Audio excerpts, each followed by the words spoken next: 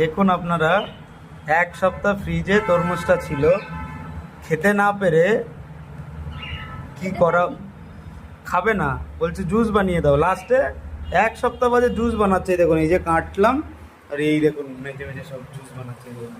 Juice খেতে মজাই আলাদা। এই জুস বানাচ্ছে, আর এই যে আমাদের মহারাজা এখানে বসে বসে তরমুজ খাচ্ছে, আর এই যে জুস তৈরি হচ্ছে। বেটু এটা কেন কেন নাও, খাও খাও। এত ভালো খাচ্ছে তরমুজটা, মিষ্টি বলে। হ্যাঁ, আমি ভেঙে দিচ্ছি, নাও।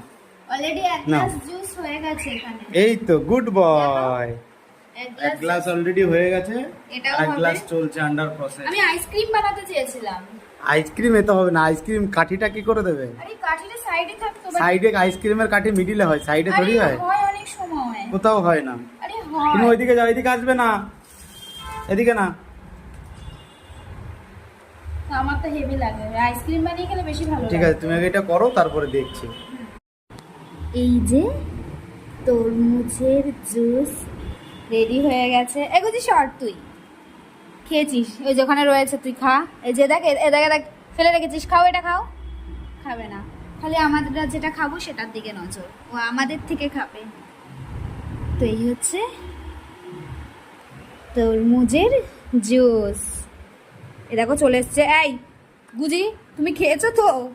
হ্যাঁ, যাও তুমি এখন, যাও যাও। এটা আমার আর পাপার, এটা পাপার না, এটা আমার, এটা পাপার। এখন এটা ফ্রিজে রেখে দেবো।